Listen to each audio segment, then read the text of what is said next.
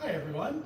We're having just a few little technical difficulties, but we're excited to see you here. Say hello if you're in chat. My name's Jonas. I'm the nature researcher from Runaway Play, and this is Sam from the Tūhura Living Environments coordinator. Yeah.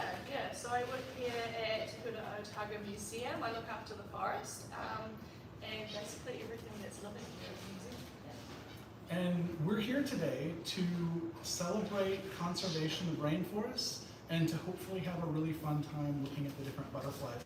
This is a 3-story indoor tropical rainforest down here in chilly, wintry Dunedin in New Zealand. So it's a bit unusual, quite unusual actually, and we're surrounded by butterflies and animals and plants from around the world really, but world tropics. Can you tell us a little bit more about the environment that we're in here? Yeah, so obviously it's a really big difference to what we've got going out in Dunedin weather. So we try to keep everything in here above 21 degrees, but we love to keep it pretty much around the 27-degree mark. That's kind of where it sits most of the time. Yeah, we've got lots of butterflies flying around from 2 different tropical countries, from the Philippines and from Costa Rica. And then we've also got a few birds flying around as well, just to add a little bit of that fun, cheeky element from these guys. So some turquoise parrots and zebra finches. These guys can actually be found in the warmer sort of areas of Australia. So yeah, quite a lot of fun things going on, and some other little animals happening on downstairs as well. Yeah, so in just a little bit, we're going to pick up the camera and actually walk around with you all. In the meantime, you'll see in the foreground here is a feeder platform. We're hoping that some of the butterflies are going to pop down and give us a visit, but it's okay if not, because we're going to pick up the camera and wander you around. If you are joining us from wherever you are, give a quick shout. Say hi and let us know where you're watching from. We're kind of curious to see basically how many people from around the world we get visiting. On that note, we also have set up a donation platform so that if you feel like you can, jump in and help us protect a football field size worth of rainforest. And we've set up some really fun milestones. We've got some trivia, and Caitlin, who's off screen, has brought some costumes for me to wear. So if you hit a few of those benchmarks, I will swap out my hat and don some sunglasses just for the fun of conservation. Because actually I think it's really important to have a little bit of fun with it. When we talk about conservation, it often gets a little bit of a downer. But I think that empowering ourselves and enjoying what's around us is really the point. And that's what we're here for. Sam, how long have you been at the museum here and what brought you to it? Ooh, so I've been at the museum for, I think this is my 4th year now. So as long as I've been living here, I'm originally from Auckland. Yep. Yeah, so I've always worked in sort of, well, previously I had worked in the animal husbandry sort of sector before. I studied marine science up at Auckland University, and then I became an assistant penguin keeper. So caring for and showcasing how amazing nature is something that I'm quite passionate about. And this role here really allows me to highlight that, yeah. Cool.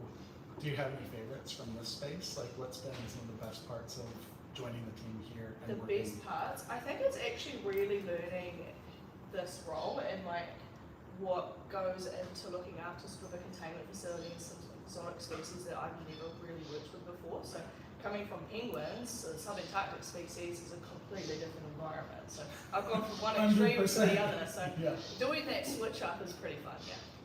Yeah, awesome. Do we have any questions or anything from, that's all right. It's a little colder than usual this morning, so we're not convinced the butterflies are going to come in and visit us here at the feeder. So I propose we get up and start to have a little bit of an explore around the space itself. I'm going to pick the camera up. And we'll start maybe over here. What do we have going on over here, Sam? And I'm going to put you in front of the camera since I can't be there. Quite interesting. We've kind of set up a lot of sort of branch spaces. So where this is where sort of our birds like to hang out quite a bit. They do a bit of nesting, a bit of feeding. We've got some zebra finches hanging up here at the moment, these cheeky little guys. So you can tell the difference between the males and the females. The males have, like with a lot of bird species, they're a little bit more colour to them. They've got those orange, bright orange cheeks, and then the girls, they're a little bit duller in colour with the the fawny colours going on. The parrots don't seem to be here at the moment, but they are being a wee bit cheeky on the floor over there. We'll have a look for them in just a second. I see there's a few people who have joined us. Volko and Dripsock, hello and welcome. Where are you watching from? Where are you joining us from today? Oh, we got a few overhead flyers. They're coming And can you see these all right? Where are these zebrafinches from? Oh, Australia. Yeah? Yeah. I think what's kind of fun about these spaces is it gives us a chance to see and experience areas of the world that we may not get to as easily. 100%, definitely. And on that note, actually, I see a little butterfly over here. Who do we have here? This one is an Asian swallowtail. So this is a female. It's one of our species that shows sexual dimorphism. So that's a wee girl from the Philippines, that one there. Nice. Now she's got different wings from a lot of butterflies. Like, have you seen monarchs and stuff like that? Can you see those little drips coming off the bottom, everyone? A really fun fact about those is they're a type of defense. So if you look at the shape of their body, you'll notice those drips are very similar in shape. And that basically gives them like 2 extra lives. If a lizard or something or a bird comes along trying to find a butterfly snack, they might get confused and take one of those 2 fake bodies off the tails of the wings. Quick little breakaways and the butterfly escapes, which is kind of a fun little addition to their beauty. So we have a question from Emma Jackson. Yeah? Hey, do you guys raise the birds and butterflies from eggs? So a lot of the birds we do, so they breed quite nicely here in the forest, especially the little zebra finches. So a lot of these guys would be born and bred here inside the tropical forest environment. The caterpillars or butterflies, on the other hand, we do import from overseas as pupae form, so we don't really breed too much here in the forest. We do have one breeding species, being the yellow-edged giant owl, and that's because we have the host plant for those guys. So we have banana palms growing here in the forest, and they're able to do a little bit of breeding here. Yeah. Cool. Give us a shout out if you want to see any of those caterpillars as we get into the, what would you say, understory layer. We would have a chance of trying to find some. So definitely give us a shout. I'll just give you a little view over the edge here. This is a 3-story tropical butterfly house, which is incredible. So we've got all 3 layers. Well, yeah, all 3 of the 4 layers of the rainforest here. I think the only thing missing is emergent, correct? Yeah. So we've got a canopy layer, an understory, and then clear down at the bottom is the forest floor. And we're gonna try and get to all of these in the stream today. Just a quick reminder and shout out that we are doing this to try and raise money and support the Rainforest Alliance as part of the Green Game Jam. The Green Game Jam is a collaboration with game companies around the world trying to raise money and support conservation efforts with our audiences and have a little fun in the process. So if you feel like you can, please jump over into that donation list. We've set up some really fun milestones. If we hit those benchmarks, we may even get to turn the rain and waterfall on here in the tropical forest. Let's see what we can find.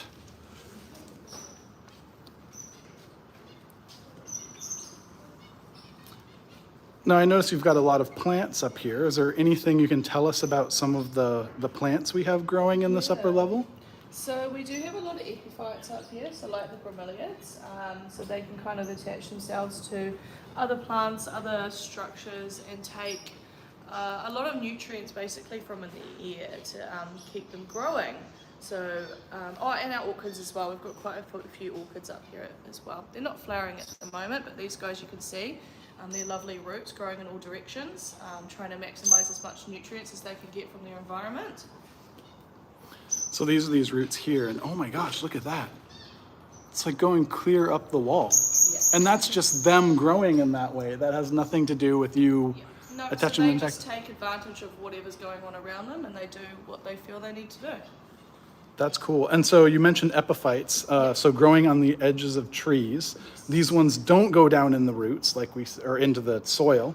No. What would, in fact, I wonder if we can see, what would their native growth be like? Because I feel like we often see these in indoor gardens Yeah. and stuff like that. Yeah, they're pretty easy to keep as indoor plants. I mean, they're quite popular in that sort of sense, I guess. But their growth rate is pretty decent compared to plants that would put their roots in the soil. They just, yeah, they've taken advantage of a whole different niche, really.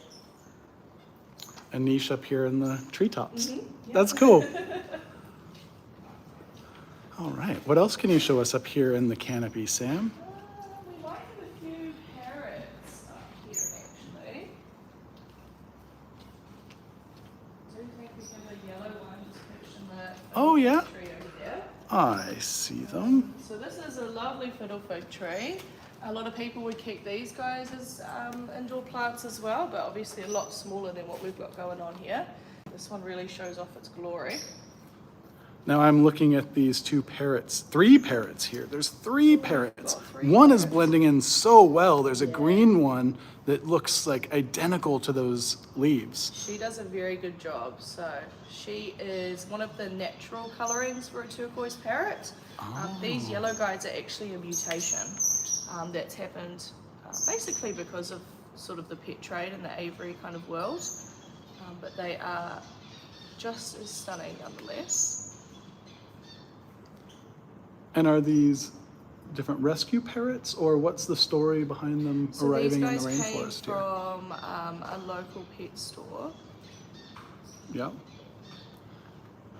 And they've basically, And- we brought them in to replace some other birds that we did have because they were a little bit too cheeky for our visitor environment. So we tried to keep the kind of colourful bird impact without them doing so much damage to our forest environment, because these guys are basically ground dwelling seed feeders. Yeah. And their home, where are they from as well? Yeah, so they would be from really kind of dry, arid environments over in Australia. They kind of like to nest in the dead, hollowed out trees in those Yeah, gotcha. places. Yeah. Gotcha. And then I'm going to go back to this,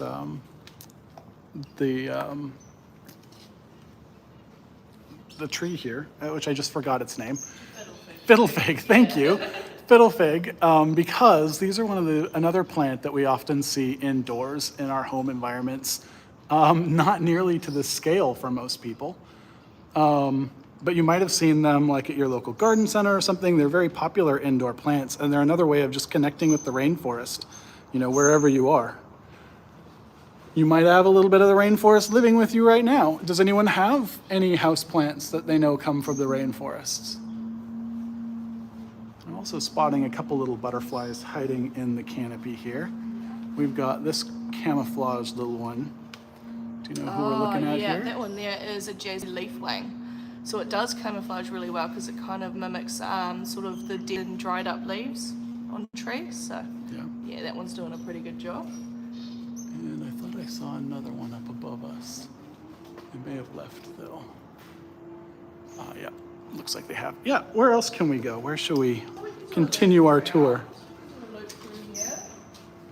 We'll maybe get a nicer shot of the yellow parrots as well as they come through. Oh, If they- we got another. What do we have? Is this the Oh, male? okay, so this is, so before the first butterfly that you showed was the female Asian swallowtail. You can see the difference in the colorings. This is the male Asian swallowtail. So he's not got as much of the creamy colors and the red spots up at the top of the wings. Yeah. Cool. Well, that's really convenient that you're hanging out there for us, buddy. Is there anything in particular that you want us to take a closer look at, Stream? Is there anything you're excited to see as we wander around this space? Or just generally curious about? I really want to know. A few more butterflies here on the wall. What do we have here? Yeah, so these guys are called clippers. They are quite a common one that we get from the Philippines. You'll see them flying up in the sort of upper part of the forest most of the time when it is a little bit sunnier and a little bit warmer. Yeah. And that's really interesting. So the butterflies don't just fly around randomly, just all over the place. They actually have preferred areas. Is that true? Yep, that's 100% true. So we get quite a bulk of the species hanging around at the top here. But we do get certain ones that do prefer the lower areas of the So we have our biggest one, which is the yellow-edged giant owl. It spends a lot of its day roosting in the cooler, lower parts of the forest. I hope you guys saw the flash of that blue, because that is our blue Morpho from Costa Rica, and it's our most famous one here. Everybody loves those, but they are incredibly hard to get a photo of. So if you saw that, you're very lucky. Yeah, we'll come back to this with chat, but why do you think the blue Morpho would be protecting those blue colors and not just flashing them out all the time? Any guesses on that? I'm curious to hear what you all think. And is this the female again?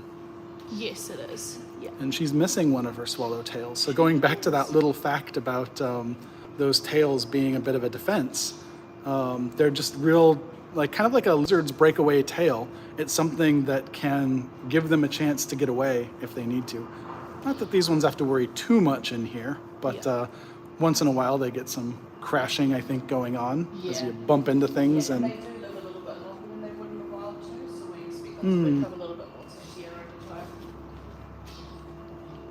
what are some of these plants that we're walking by? Can you tell us anything about them? So we've got a lot of Pothos sort of growing up here as well. This is another really popular one. That's the Pothos. Yes. Huge. Huge. These guys are crazy. I'll show you guys our canopy of Pothos when we get down the bottom. We've got quite a bit going on there.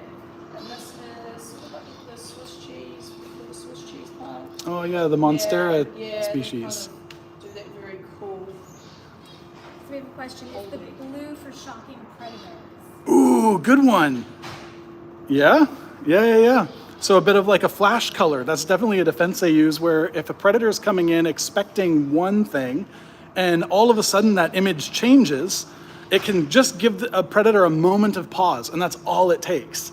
So yeah, that is definitely one of the uses of it. But there's not just one use of the blue. So see if you can come up with a few more as well. That's a really great one. Who was that? That was Button Elvin. And hello, welcome. If you're just joining the stream right now, we are live streaming from a 3-story indoor tropical rainforest exhibit here in the Tūhura Tropical Forest. And we are celebrating and excited about the different rainforest animals in here and trying to raise some money for the Rainforest Alliance as part of the Green Game Jam. So if you feel like you can, jump over to that donation link. Any little bit helps. One thing I'm really excited about is just showing how much of an impact individuals can have when those impacts get pooled together. On top of that, if you help us hit some of those milestones, we've got some silly hats and stuff that we'll put on just to keep things interesting for you.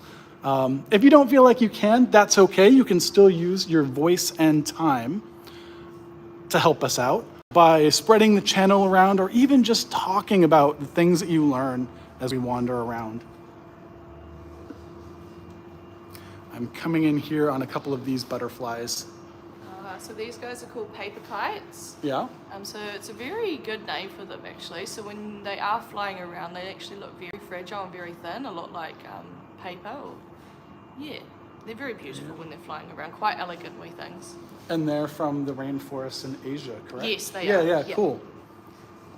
Yeah. And we've got another comment there. Button, you're on to it. Attracting mates as well. Yes, that blue is really important for that. In fact, that blue has other like special properties to it. Are you aware of some of those? Like, it's not a blue pigment. Can you tell us more about like how they get that blue? So a lot of butterflies don't actually have those colours that they display as the pigment of their, what we call them scales. So very, well, not similar to fish scales, but kind of like fish scales. Butterfly wings are made up of very tiny little scale elements. So a lot of them have a mixture of different colours that produce that one colour when you see them, when we see them with our human eyes. Yeah. Cool. Kind of like bending the blue out of the light instead of reflecting and absorbing it like you would on a t-shirt. Kind of like a prism. Yeah. So let's see, we're moving into the understory now, aren't we? We are. We're getting very close to it. So what's interesting about the understory? What are some of the special characteristics of this space, and what can we expect to see and look for? So we don't really have too much going on animal-wise in this area. In the wild, it would provide a lot of sort of hideaway areas for a lot of other species in natural rainforest environments. But yeah, we just have the birds and the butterflies flying around. We have a few roosting around in this area as well as our banana palms with some of our breeding going on with those yellow-edged giant owls. So if you have a look at these banana palm leaves, you can see they've got little munch marks out of them. So those are our caterpillars doing an amazing job of eating as much as they possibly can.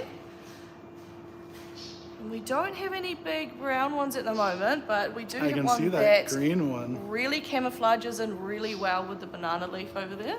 Yeah, so there's a bit of a spoiler. We've got those owl caterpillars, and one is that green one. You may not be able to see it on the stream, but I'm holding the camera still to give you a chance to look for it as we get a little bit deeper into the understory layer here. We'll hopefully get to get I'll give you a hint. There's a really big munch mark in that leaf there. So I wonder where he would be hanging out. Yeah, any wonder as to what caused that is put aside. Amazing how well they camouflage, actually, though. It just really fits in with the kind of green gradient of the grooves of that leaf. Yeah. I also noticed there's another butterfly up here doing a very good job of looking like a dead leaf.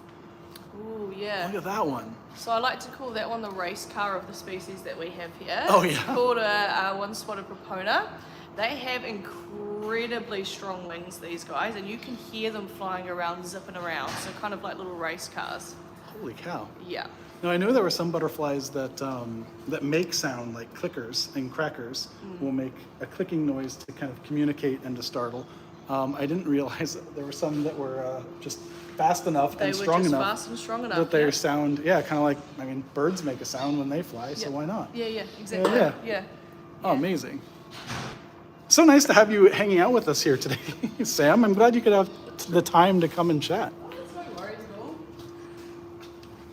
Hanging out here All right. anyway. Yeah. So where are we going now? We're dipping into a slightly... Yeah, so this is kind of our entryway, our entry point for our visitors. So it's kind of a nice little area where you can get an initial sort of wow factor of our forest and all its glory. And we do have a butterfly feeding, amazingly. So this one is very similar to our giant owls. It's called an automaton, so it's a little bit smaller. It doesn't quite have those big eye spots like a giant owl would, but getting very close to it. And it is feeding on some of our mango. Yeah. So they're not just eating from flowers. No, definitely not. So we do have some flowers around the forest, as well as fresh homemade nectar that we pop into the sponges. Yep. But then we also offer fruit as well. So a lot of butterfly species are not just nectar feeding, but they're fruit feeding as well. They will take advantage of the rotting fruit that drops down to the forest floor and bursts open, and drink up all the yummy juices that comes out of it. Very cool. Now I'm really excited to say we've hit one of our benchmarks here. So Caitlin just ran out to find a little accessory for me. So just a quick shout out. Thank you so much for helping us preserve the rainforests. Who do we have? Do we have the name of the person at all? Or no, you don't have to. That's okay. Well, there we go. There's my flashy new sunglasses for our stream today. Thank you so much. And if you are just joining, we are here raising money for the Rainforest Alliance, trying to show that like many hands basically make light work, and that everyone has something they can do. Even if you can't go and donate today, just being here and hanging out with us, sharing questions, and just being excited and feeling that excitement is also what we're here for. Of course, if you feel like you can, we love to see the different donations coming through. We know the Rainforest Alliance does amazing work around the world, actually. They support rainforests in Africa, Asia, as well as Central and South America. So we're really excited to be helping them out. And I believe we have some trivia questions. So, in line with these milestones, what's a trivia question, Caitlin? How many of the 7 butterfly families can you name? Ooh, Sam. Shaking her head. Okay, let me see. Let me see if I've got this. We've got Nymphalidae, the brushfoot butterflies. Those are like the blue Morphos. We've got skippers, my personal favorite. They're a little tiny butterfly that just like fly around like little, like, I don't know, dog fighters. We've got swallowtails, which we saw upstairs, so that's 3. So, oh, the metal marks and the, let's see, metal marks, and they've got a close kin. I always call them ant friends because their caterpillars live in ant colonies and feed the ants before they emerge. Do you know by chance? We've got the metal marks do this, and Lycinidae? Lycinidae? Yeah. Lycinidae? Coppers. Coppers, blues and coppers. Yeah, that's our common name. And we've got the moth-like butterflies, which are the really weird ones, and I can't pronounce their name. Who have I missed? I'm missing one, right? Oh. How about chat? I've got one more left. How many can you name? I'm going to try and come back to that one. We're going to keep looking around because I don't want you to sit here staring at my face the whole time. But I think I did pretty good. We got 6, and we've got one more to try and remember. We'll see if we spot them as we go. Thank you again so much for contributing to this and helping us protect a football field. That's our goal. That's what the end goal is to protect a football field worth of rainforest for 3 years. And that's done through the Rainforest Alliance, who work with local communities so that it's not just like a conservation group coming out of nowhere. They're working to support the local communities and their work so that basically everyone's involved from your end, donating money all the way through to the communities that live there. So again, huge thanks, huge shout out. Sam, what are we looking for in here? What do we see? In fact, that looks beautiful. That is actually a fake flower. Awesome. I'm so glad I saw the fake flower. All right, what else can we find that's not a fake flower? Moving on from there. So we do have a lot of monsteras around here, so a lot of these guys actually do get donated to us by local people because they get so big. Yeah. They can't really, fit them in their spaces in their homes anymore. This one was donated by a local person. I'm just backing up so they can see you next to this monstera because it is quite large. And they get even larger than this, yeah. They do. They get much larger than this, yeah. Button just got the last one. Paraday! Oh, Button! Fantastic! The Longwings! Yeah, no? But the Paraday, yeah. And Paraday, what's their common name again? Whites and sulfurs. Whites and sulfurs! Yes! Oh, great one, Button! Thank you so much for that. All right, I think we're officially in the understory, aren't we? We are, yeah. So I'm seeing our banana tree over here, which isn't actually a tree, is it? No, it's not. So these guys are actually technically herbs. So they've got a nice cylindrical sort of structure as their trunk, the base of the herb, and then they've got these amazing leaves that have been adapted to really take advantage of rainforest environments. So we know that rainforests rain a lot, there's a lot of moisture going on. So what these guys do is they capture as much water as they can through all these grooves, take them down through the middle there. Oh, wow. And yeah. So these grooves aren't just shedding the water out the side, they're actually trying to channel it down to the base. Yep, 100%. That surprises me because I think of a rainforest, I think wet. Yeah. And I wouldn't think a plant would be trying to collect water. I would expect it to be trying to get rid of water. Yeah. And this is the opposite of what I would expect. Yeah. So can you tell me any more about why are they channeling the water to the center? Yeah, so these guys don't really have root systems like trees do. So they've got to come up with another way to capture as much nutrients as they possibly can. So kind of small, shallow, thin roots. Yeah. That risk drying out. I suppose there's also, when I think of it, there's a lot of canopy cover. We're down here already looking up, and if you're in a real world rainforest, this would be even denser and darker. So I would imagine that rain would get spread out, channeled. It would become a precious resource. And I suppose once it hits the ground, it starts to flow into rivers and really pools up to leave. Yeah, I never thought of that before. I mean, you're outcompeting so many different species in a rainforest environment, more so than you would in any other environment, because the biodiversity is so huge. So you've got to come up with ways to basically stand out from the crowd and do better than the rest. Yeah. Ooh, there goes one of our blue Morphos again.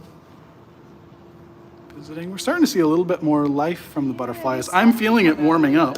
Yeah, it's warming up a wee bit. Another one of these owls here. That's a slightly better angle that we were looking at. Yeah, and then we've got our really amazing giant owls roosting down here. Oh, yeah? Yeah. You found one. Yeah, there's a couple down here, so they do love it in the darker, cooler areas of the forest. So we're almost hitting the ground now. And these guys really love it down here. So they'll stay roosted throughout the day, and then at the end of the day, sort of around, I would say about 4 or 5 o'clock in the afternoon, that's when they start getting a wee bit active and flying around. Yeah. Now, there's 2 different defenses that I'm aware of on this wing, and I'm going to give chat a second to look for them. One you're probably already noticing, but there's a second one that simulates a snakehead. See if you can spot the snakehead as well as the owl eye as we enjoy this giant owl. I'll also shout out that while not the exact same species that we just had in the Flutter event recently, they're closely related. So if you were playing through our Green Game Jam event, you may have collected one of their very close relatives. Yeah, let us know if you did. And also let us know like what edges of the wings you think that snake's head might be in. Top, bottom, inside, and we can't see it right now. I mean, maybe I'm being really tricky and throwing you for a loop. I have to admit, I really like the owl butterflies, partly because I like rule breakers. And people often like to try and make these rules around differences between butterflies and moths. But from a scientific perspective, they're all the same family. So it's really hard to draw clear lines between them. One of those lines people often try to assign is that moths are out at night and are drab looking. But these owls are from the same family as the bright blue Morphos and a lot of the other ones. They're not different in any of the other moth families. So they're just kind of rebels out here hanging out in the evenings, staying still and rocking their brown coloration. Button, you did. It looks like the upper part to you. Yeah, totally. So up there on the right, I'll see if I can get my finger in there. You might notice there's a little eye with like a bit of a line. 100% button. Yeah. Shall we continue or should we go from here? Yeah, we can head on down to the bottom now. This is our cooler part of the forest. A lot of our visitors love to hang out here the most. Whew. Yeah, feeling it. Yeah, so you can really tell the temperature difference, the gradient from up the top down here to the bottom. So we have a few fun things down here. This is our fish pond. So we've got Brutus. I think you've got your camera on Brutus. Yep, She's a lovely tropical Oscar fish. Very intelligent fish species, these guys, but I don't know. I think she's yet to show me her intelligence. Be kind, be kind. Oh, I love her. Poor She's Brutus. great. She's great. She's great. She just does really love the pump quite a lot, which I'm not sure why we love the pump a lot. But we love to hang out in this area. We do have some African cichlids as well in here at the moment. A lot of the adults are really kind of guarding their territories. We did get one of the blue ones come out telling the babies to bug off. They're really hard to see down there. They're I'll see super if I hard can to get a see. sense. So we've got a lot of juveniles, probably at least 50 in here at the moment, that blend in really well with the rocks and the colouring of the bottom of the pond. Yeah, I'm just trying to. Turtle's still there. We do. We have Shelly. She is our star. Everybody loves Shelly. She is in the pond opposite this one. Yeah? Yeah. What do you think? Shall we pop over to see Shelly? We can 100% go and hang out with Shelly. She is a wee bit shy, so let's see if she can come out and say hi to us today. Hi, Kiwi. What's up?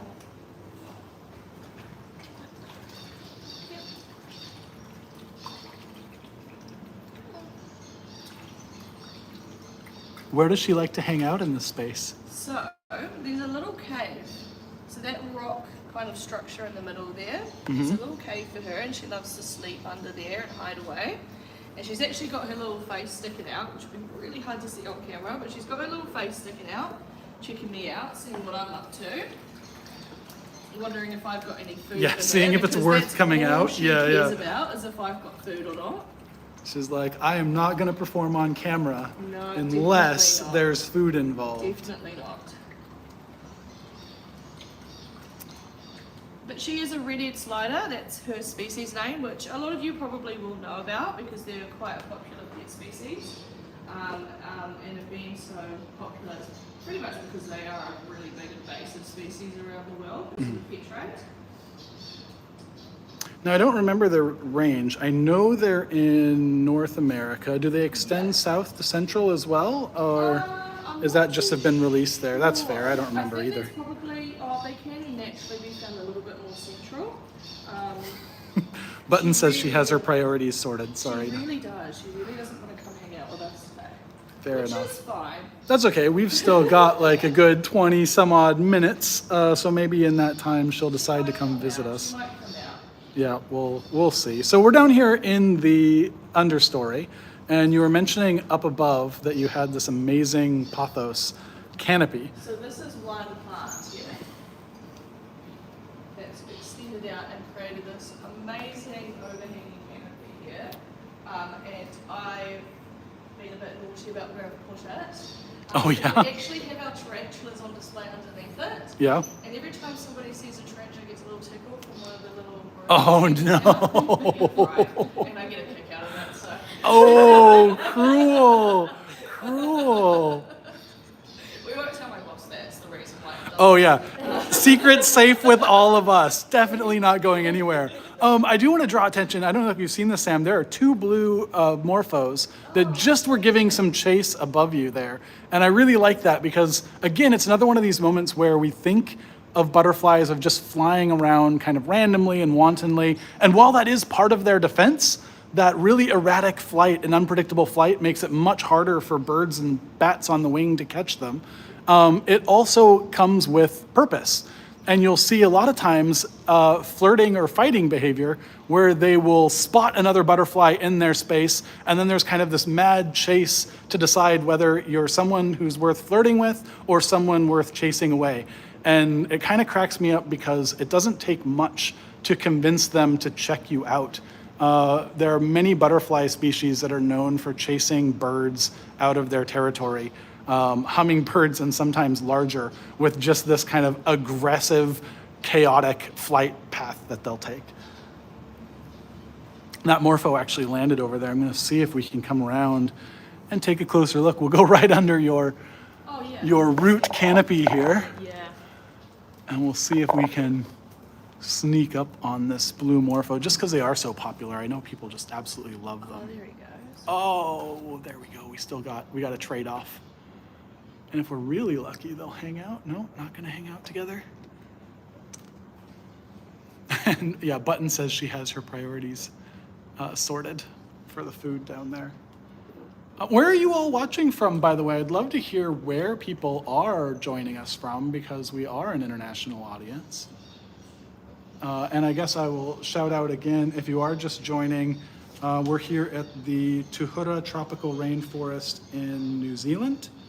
It is a 3-story indoor tropical forest, and we are raising money and celebrating the Rainforest Alliance, who helps to protect real rainforests around the world. So if you do have the ability to help us with our mission to preserve a football field-sized chunk of rainforest, please do. And I promise to wear more silly things and answer more trivia the further along we get. In fact, if we get far enough, we might even be able to hold one of the animals here, since Sam's role is taking care of the animals. 100%. I'm looking at the owl now, a really lovely lighting on this owl, giant owl, that we saw before. You can really spot those eyes. Amazing. And Button says that you're in the USA in your butterfly-themed bedroom. Nice. Oh my gosh, amazing. Love it. Do you have favorite butterflies? Who do you like? It's hard to pick favorites, I know. But yeah, what are some of your favorite butterflies? Or actually, anyone, what are your favorite rainforest animals that you're aware of?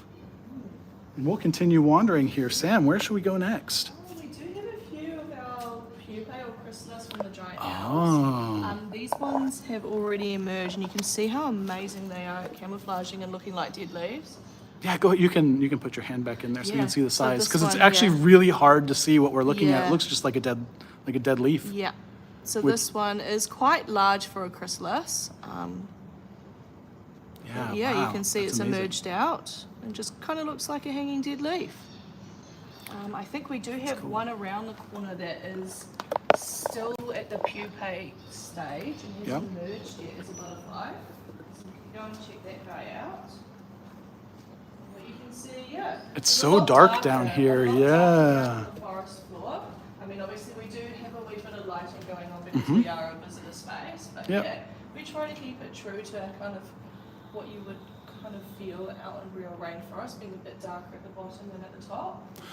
I feel like that's such an important role for spaces, like museums or zoos, is creating that opportunity for people to get a feeling for what it's like, especially since many of us can't get there. Oh yeah, 100%, yeah. So here we go. This one awesome. is yet to emerge, and it looks really good actually. Yeah. So this is something I find really interesting with cocoons and chrysalis both. Like, we often talk about how the butterfly, or the caterpillar kind of liquefies inside of them. But I always kind of challenge that idea just a little bit, because we're talking about insects whose skeleton is on the outside. And I think it's just as valid to really point out that it's not about liquefying the insides as if it's some kind of shell. It's actually their new body is the chrysalis. Yeah? Like, and I find that really fascinating to imagine how that forms from caterpillar to chrysalis. Because essentially that means that the chrysalis needs to be forming under the skin of the caterpillar before it emerges, just like how the butterfly starts to form under the skin of the chrysalis before emerging. It's not wrong to say they liquefy inside. They are still liquid inside. I just like to point out a slightly different angle on that. There's another one up here. It's so cool how they just disappear in this space. Like, if we weren't looking, you'd never see them. I'm also curious, have you spotted any more caterpillars? Not yet. That's okay. You're like, oops. I haven't seen any. On the spot. Whoa. Most of them are up in the areas we can't see. them That's okay. very We can well. go back up. Yeah. Yeah. I would be curious to see I that do full see life a little cycle. one. If we use the light from above, you can see. Oh, yeah, there's a little- one on good the eyes. stem, actually. Oh, So that's a smaller Great one. eyes. It's also so nice to have a tripod that I can just Yeah. lift up into the space. Yeah. We're quite a ways below you all right now. And I think I got what's that? The pink forester, paper kite, and European peacocks are a few of Button's favorite butterflies. Oh. Do you have any favorite butterflies? Do I have any favourite butterflies? Yeah. Oh, that's a really good question. It's the ones that don't give me so much headaches here in Oh, nice. Melbourne. So which butterflies give you headaches? I would never have expected. Yeah, there's a whole process with getting butterflies from overseas and Ah, catching yes, them out yes, in our yes. quarantine space and then bringing them out into the forest environment. But no, I think I like the emerald swallowtails the most. I think they're quite pretty. They're beautiful iridescent, sort of bright green colours of a lot of lights, but then can turn a wee bit turquoise and other lights as well. So. And they've got kind of that same shimmering element to their wings that the blue Morphos do. Yeah, they're not just a green butterfly; they're a shiny like green. shapeshifters, I would say. Yeah. So they're quite beautiful, those ones. I also want to shout this plant out. Some of you may have seen these before. I'm going to give you a second before I tell you what we're looking at here, but we've got a lovely flower, very common in garden centers. So this is another rainforest plant that you may already be familiar with, that might even be living at home with you right now. This is the peace lily, and they are from Central and South America, if I recall. And you would find them out in the rainforest. They also get quite a bit larger than we're used to seeing. Yeah. And we've got some trivia. Yeah, well, we do, but we also have a question. Do you know how many butterflies there are and how many different species? Here in Oh. our rainforest, yes. So we've probably got between 20 and 25 different species of butterfly at a time.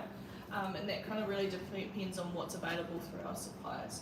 And then butterflies actually flying around or roosting or living in the forest is incredibly hard for us to kind of guess, but we can estimate sort of between 500 and 1,000 butterflies at one time in here. We do have a maximum capacity of 2.5, but 500 to 1,000 when it's nice, bright and sunny day is a really nice impact for visitors when they first walk through. Yeah.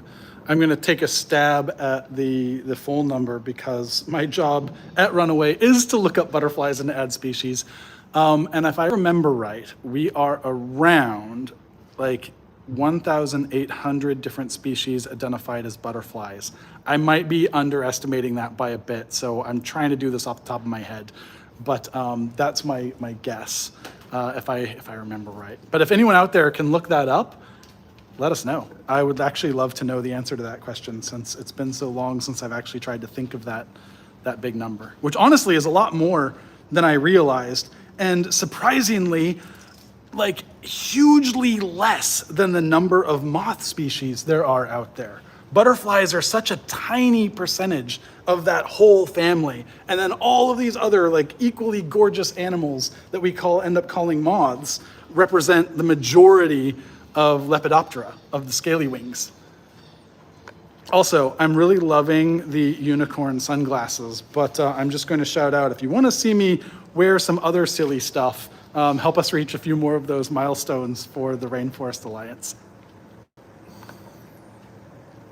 Let's see, should we go, is there some place that you're taking us right now, or shall we go upstairs and look for one of those caterpillars?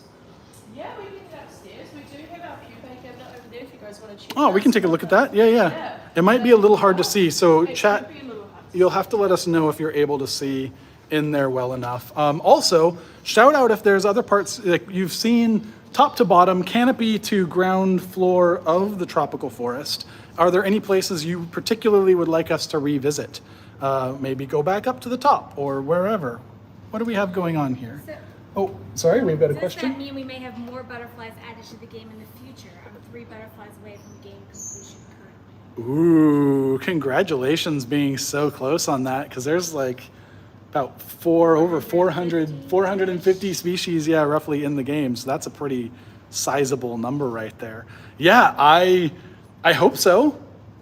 It's my job to find them. We did add these 2 new ones in support of the Green Game Jam. We wanted to bring that in and really close the loop on giving you a chance to easily contribute to conservation. That's kind of what this all is about. That's why those new butterflies were added. We want you to feel engaged with this. We want you obviously to love the butterflies as well, to love the species that you're collecting, but we also want to make it easy for you to be involved with protecting them. So yeah, love hearing that you enjoyed those. I hope you get the rest of them, and just stay tuned. Hatch Dragons, hi CM Wolf, welcome. There's a couple of butterfly species and rainforest species in the Hatch Dragons game as well. Also, hello to Mosspaw. Where are you all visiting us from? As we look in here at the chrysalis and the owls that have just emerged. Sam, can you tell us what have you got for us here? Yeah, so these are some of our giant owls that are emerging out in our pupae cabinet. So back here is our quarantine room. This is where all of our pupae come once they've made their way through into New Zealand. We take them back there, make sure that they're all happy and healthy. We're not bringing in anything that we shouldn't be into New Zealand's native environment. And yeah, we let them emerge out, collect them each morning, and bring them into the forest to live their life. Yeah, and in fact, if we hit one of the benchmarks, we will do a butterfly release this morning. Is that true? Yeah, although we're getting close. It's about 10-15 minutes till we end the stream. So if you want to help us out with that, let us know. Also, I see, Moss, that you said you thought those were fish heads. Yeah, I totally get that. In fact, butterflies do a lot of trickery to stay alive. And so that's really funny that you saw those as fish heads as well, especially with the eyes like that. There's a challenging theory about the big eye spots on the back. The initial thought was that they were to simulate owl eyes, like a predator that might scare things. But there's also been some research suggesting that it's a target. That if you put a big spot like that, birds are more likely to peck at the spot than anywhere else. And so in addition to the idea that they might be used to scare predators, they might also just be misdirection. And so if a bird comes over, it sees this big spot and is like, oh, that big spot, gotta peck there, that's definitely where the head is. And then again, they put a hole in the wing. Butterflies can fly with less than 50% of their wings, so the owl just up and leaves. No harm done. It's also kind of cool because we can see the wings unfolding. It amazes me that these huge wings can fit inside those tiny little chrysalids, and that they inflate them with fluid. They pump it out like putting water in a hose. And sounds like we just hit a donation milestone. What is our trivia question? True or false, blue morphos are blue on both sides of their wings. Ooh, I feel like chat's gonna have this one answered already. Yeah, true or false? Blue morphos are blue on both sides of their wing. This is a huge pet peeve for me, especially as a game designer, because all the time I go onto games and I go online and I see these butterflies flying around and they've got blue all over them and they just look like they're screaming, "Eat me," and it drives me nuts. So the answer to that, is false. And we saw that upstairs. They've got a whole camouflage pattern upstairs, just to help protect them when they're not trying to show off, which I also kind of like, like everyone needs a little bit of camouflage sometimes. Yeah, 100%. We like to hide away every now and again, don't we? Yeah. Talking about camouflage, Oh. we do have some Goliath stick insects that are Challenge mode accepted. hanging out. So if you guys can see them, let us know. There's actually about 30 in this one case, so I'd be very impressed if you guys could find all 30 of them. These guys are juveniles at the moment, so most of them are almost hitting their final molt stages into adulthood.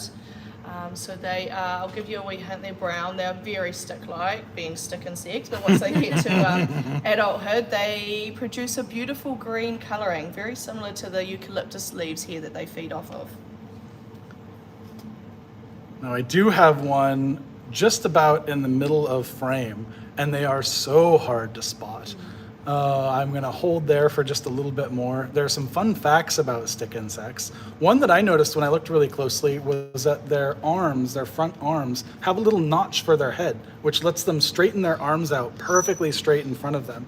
But you had another interesting fact about actually how they reproduce. Yeah, so these guys are parthenogenic. They don't need to fertilize the eggs for them to hatch out. They can basically just clone themselves, which is quite handy because the males don't live as long as the females do. The females, well, particularly here in captivity for me, they tend to live at least maybe another 4 to 6 months longer than the males do. So they just keep producing eggs, and we get little clones of those guys. All right, have we had any luck spotting them? I see a few people. I don't see it. You used to play Flutter Butterfly Sanctuary, CM Wolf, and you have glasses and you still can't see them. Yeah, so I'm gonna try and point with my finger here. Follow my finger, and I'm gonna outline the body of this one. So you've got the abdomen back here that I'm pointing at. I had to look for a second. Then you've got the thorax here in the middle where the legs are coming out of to reach up to the branch. And then you've got just a tiny little head up there at the front. Are you able to see them a little bit better now? There's also one over here on the glass that I'll bring you over to so you can really see the legs. Oops, as I crash into the glass. Sorry about that. I am a bird. Yeah, so right there on the right hand of the screen, you can just see how incredible they are at camouflage. Like, absolutely, like, there's ones hanging at the top. Yeah, I didn't go up to the top because the light glare is hitting it. Makes it a little bit difficult. So we'll sit here for just a second. But you can see the legs coming off, and this one's abdomen, it's upside down. And this is what made me think of that fact about how their legs align, is because this one's front legs are sticking straight out above their head right now. And then the part that looks like the back end of the branch is their abdomen. And then I will try these ones that are high, but it's not great on the glare and mist front. We have a bird kind player here. Maybe we can. Hello, find some bird birds. kind. Yeah, we should go back up to the top 100%. level. How about We can that? go up there. Yeah, we'll take a quick wander. But first, Shelly has come out. but first, Shelly does exist, and we didn't even have to feed her. No, we didn't. Most likely she just needed a breath. Also important. Very Breathing, important, yeah. eating, good. 100%, yeah. Yes.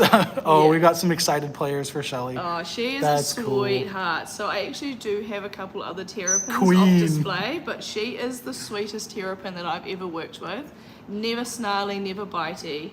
She just is living life and is loving life here in the tropical forest. Yeah, and she's been here for a while too. She Turtles has. actually live for a very long time. Yeah. So she's probably, so it's hard to know because she's an SPCA rescue. Yep. So they found her just wandering around up in the Canterbury region where she really shouldn't be. So unfortunately she may have been dumped by a previous pet owner, which is very common with these guys. Yeah. But we've got her here now. She's been here for at least 5-6 years. But there is a good estimation that she's probably hitting close to about 30 years old. Wow. That's pretty good. And yeah, she just poked her head up above. We've got lots of love for her. Queen, she eats literally and figuratively. Yeah, people are very excited to see her there. Yeah. Have some game suggestions for us. Thanks for that. And some challenge with the dragon catching. I see you all out there. Thanks for coming and joining us today. We're going to start making our way upstairs again so we can look at some of the birds. But I'm also just going to remind you all what we're doing here and why I'm wearing these incredible glasses.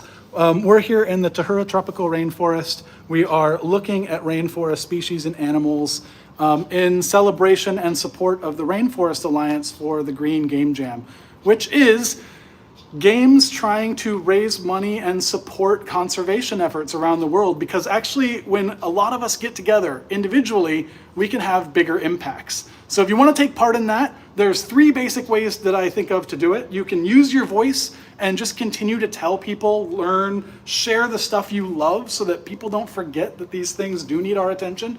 You can use your time by turning up to events like this. You can volunteer in local spaces to help with conservation, or you can use your money and reach far and wide, adding your contribution to other people around the world like we're doing today, and give some donations to us to help preserve a football field sized area of rainforest for 3 years through the Rainforest Alliance. And if you help us hit some of those milestones, I'll continue to wear silly things like these glasses. In the meantime, Sam, who are we looking at here? Just remind us. We saw them earlier. These are our turquoise parrots. So these are actually our girls. So the one in front is the yellow mutation, and then the one in the back there, which is maybe a little hard to see, the normal colorings for a turquoise parrot. So these girls are a little bit duller in color than the boys would be. The boys would have much more sort of bright blue faces, and then a beautiful red stripe down their wings as well. So some kind of showy colors just to show how good they can survive. They don't have to be completely camouflaged. It is really amazing how that green one just disappears. Like, I can barely see them. I assume everyone on chat is squinting hard at their screens, but the yellow one really shows up. And we have another little friend here on the branch. Who's this? So this is one of our zebra finches, one of our little girls. She really wants to come down and eat some of the seed, but she's not too sure. There we go. It's probably this weird guy with the camera tripod hanging out. She's testing us out. She's giving us a wee side eye every now and again, just testing us out, seeing what we're gonna do. But yeah, the females, I do find with the birds here in the forest, the females are a lot more brave than the males are. I will say that. We have a question there from CM Wolf. Do they mimic? Do they mimic these ones here? Not that I know of these species, but we do have a lot of butterfly species here in the forest that do mimic each other, yeah. Well, we are just about to the end of our stream here. I think it would be fun to go all the way back up so we can look down at the ground we've covered and see if there's any changes up there. We'll try and hit our favorites as we go. Really appreciate you all coming to hang out with us. Just showing your support, turning up is fantastic. This is something we love to do at Runaway Play, trying to be involved, and we also really love working with our friends here at Tūhura to get a chance to actually see these amazing places and show off the cool work that you're doing here, Sam. Like, it's amazing that you get to take care of this space and give people a chance to see it when they come and visit New Zealand. But yeah, it's really fantastic. Yeah, definitely a very unique space, a very unique place to be able to work, 100%. Ooh, we've got a few of the males even just trying to find some materials for nesting at the moment, actually. Seen them going around with some sticks and stuff in their beaks. Yeah, they're picking away.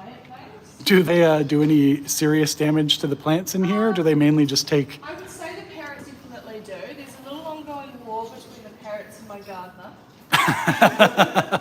We've never gotten along. Cheeky parrots. As we change gardeners, there's always still an ongoing war. So, you know, if we chop a few trees down and try and not let them get too close to the roof, that's when the parrots do get a little bit antsy and they start flying around, and you know that you've done something that they didn't want them to do. I feel like, oh, a little chase going on there. Yes. The Morpho and the Kite. Someone was saying that kites were one of their favorites. I don't remember exactly who was saying. Button, that's right. Button, you were saying the kites are one of your favorites. In fact, there was one hanging out here. Yeah. Go around. Yep, that's one there. There we go. So this is what Button was talking about as being one of their favorites, and I think they're quite, I like the subtlety of them. I mean, aside from being like starkly black and white, I feel like they're not the type of colors you expect from a butterfly. No, not really. And yet still gorgeously striking. Do the birds not eat the butterflies? No, these ones don't. So they're mainly seed feeders or little mite feeders. That's kind of as big as they would go insect-wise. So the butterflies are not something that they would see as yummy food. Now, I can't remember, maybe you can.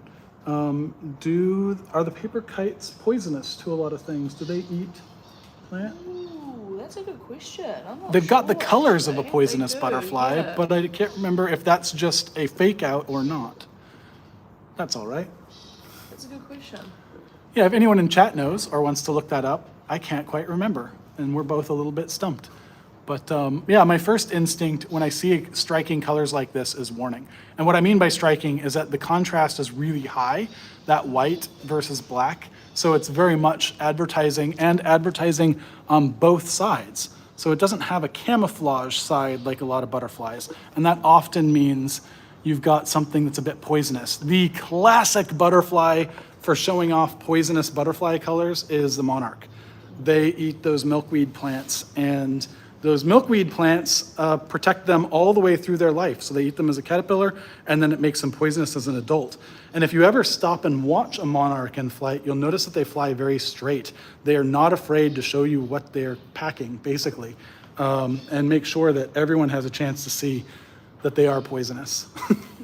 Versus like these Morphos, who flutter back and forth quite a lot and change direction quite a lot. And we're just up here at the birds and about where we started.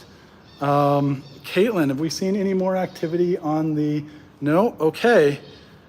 I'm gonna flip this back around. We've got a few people, love and paper kites are poisonous, Button says. Thank you for looking that up. And now we're looking down, I'm gonna back up a little bit more at this 3-story enclosure that we've been in. It really is fantastic, Sam. Like, it's such an amazing space. I feel like, yeah, so lucky you get to work in here and take care of it. I'm sure it's a ton of work just looking at all of this. Yeah. These guys are worth it. Everything that goes on here, being able to showcase something, a part of the world that a lot of people down here in New Zealand, especially in the southern part of New Zealand, would never ever get to experience is, yeah, really great. Yeah. Things to be able to do. I can see a swallowtail fluttering away down. Oh, it's probably way too small to notice. There's a swallowtail and a morpho, a couple morphos doing a little dogfight down there along the. How do you get all the Pothos. butterflies? How do we get all great the question. butterflies? Yeah. So we have 2 suppliers overseas, one in the Philippines and one in Costa Rica. These guys send a lot of butterfly pupae from their farms to places like this around the world. A lot of the money that they get from us purchasing their pupae goes towards local conservation and local rainforest restorations, which is really cool. So we basically get a shipment of pupae from the Philippines once a week and Costa Rica every 2 weeks. They come packaged in wee boxes, sent to us down here, and we take them into our quarantine room, check over all the chrysalis, make sure that they're all looking happy and healthy, and then we'll pin them to some metal rods, let them hang up and emerge out when they're ready to emerge out. We'll collect those butterflies each morning. One of my team members will be rostered on to do a wee forest opening. And kind of that is to collect all the healthy, happy butterflies that have emerged out, and then we release them as a first flight talk and show for our visitors at 11 o'clock every day. On that note, should we go ahead and do the release anyway? Can we do a release up here? Go and get a bag from downstairs. Would you be able to? Let's do that. Yeah, it was one of our milestones, but we don't want to leave it undone. It's really lovely. For them to come out? Yeah, we'll hang out here and chat for just a little bit longer. Thank you all so much for joining us and for helping us support the Rainforest Alliance for the Green Game Jam. I really love looking down over the space like this. It's so incredible to be able to see 3 layers of rainforest in an indoor exhibit. CM Wolf, you asked, do you have any caiman there? No, just the turtle. Turtle and a couple of cichlid species down in the water. All the way down there. Or did you mean, do we have any caiman in New Zealand, which is also a no. Our largest reptile in New Zealand is the tuatara, which is not even a lizard, though they look a lot like it. Much older, much more ancient. Great question. How did you get all the butterflies? They come from various, as Sam was just saying a minute ago, they get them imported from different parts of the world as part of kind of ongoing protection and conservation efforts. And I just saw an emerald swallowtail over here that I'm going to try and show you because they are so cool. And I know they were one of Sam's favorites, but they're up in the canopy. We actually have a couple in the bag. Oh, okay, great. Never mind. They're gorgeous, gorgeous butterfly. Let's see if we can sit here by the feeder again, or where do you want us? Do you want to just release them? Yeah? I might see if I can get one of these little swallowtails out just to see a little bit closer. Oh, amazing. That is a stunning green. Absolutely stunning. Now, I'm going to try and just tilt a little bit and look at how the color shifts. That's the bending light. Just like a prism, how it bends a rainbow out, they're bending colors out through the scales of their wings, which is actually a thing a lot of people don't think about. We look at the butterflies and their color, but their wing itself is actually transparent. It's just covered in scales that either change the color of the light by bending it out or reflect it like a pigment. All right, now this might not be the big Disney moment that everybody expects. That's okay. We get a close look at a lot of different species. Look at sleepy, but so this is one of our bags. We do have another bag downstairs for the 11 o'clock first flight. Mm-hmm. So there's that beautiful green again. We've got, who's this on the side here? We haven't seen them yet. On the right. So that'll be a wee cattle heart from Costa Rica, one of the cattle heart species. So another region that the Rainforest Alliance is helping to protect through Costa Rica and down into South America. Yeah. And we've got a couple of different swallowtails. Now we've got the females here, right? Yeah. Females with the lighter color. Yep. Yeah. And then is this a male or is this a different species? So that's a different species. That's a wee little pink rose swallowtail, that one there. Yeah. Yes. Okay. I thought it seemed a little bit smaller. Yeah, so it's got a really beautiful red abdomen.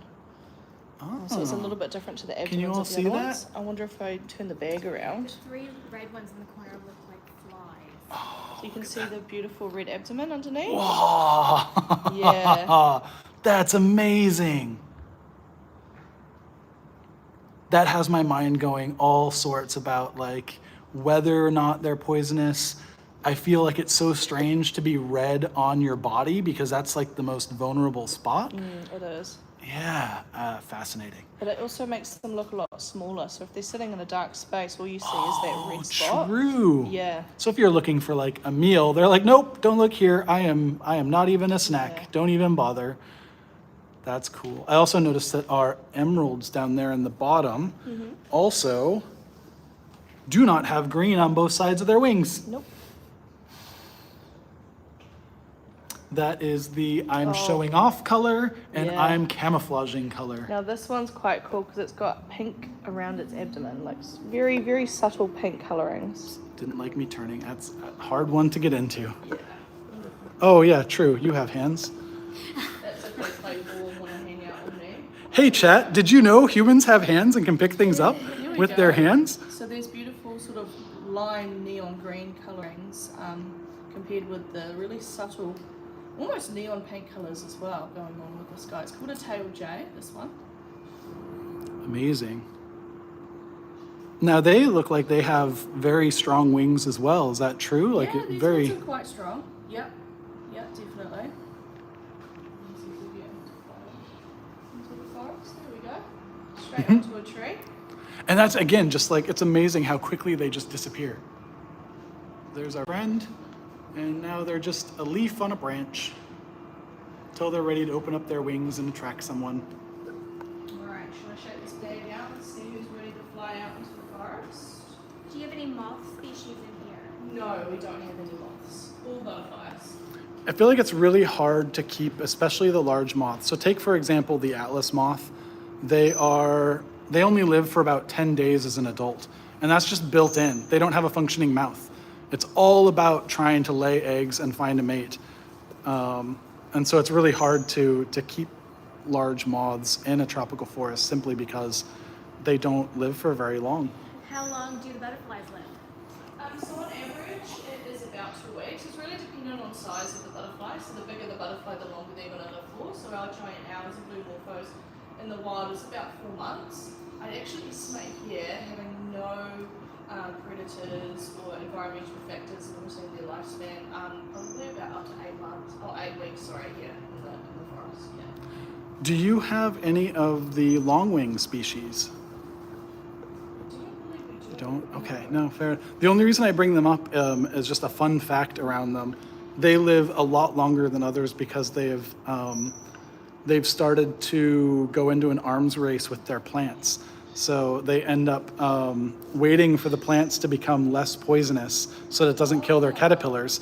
And this kind of battling evolution has stretched their lifespan out so much longer to the point where even as an adult, they end up eating pollen to get proteins to help repair a little bit of their body and keep them alive that much longer while they wait for their host plants to stop being so poisonous so they can put their eggs and caterpillars on them and then eat the host plants. That's crazy. It's wild to me. Yeah. Caitlin, did you have something there? There's a butterfly. Yeah, I was getting a kick out of that too. You had one of the swallowtails on your leg before it up and flew. Yeah. Hang out wherever they want to hang out, really. Yeah. Yeah. All right. Well, this has been a lovely stream. I've really enjoyed coming in here with you. I hope you all have as well. Did we reach another milestone?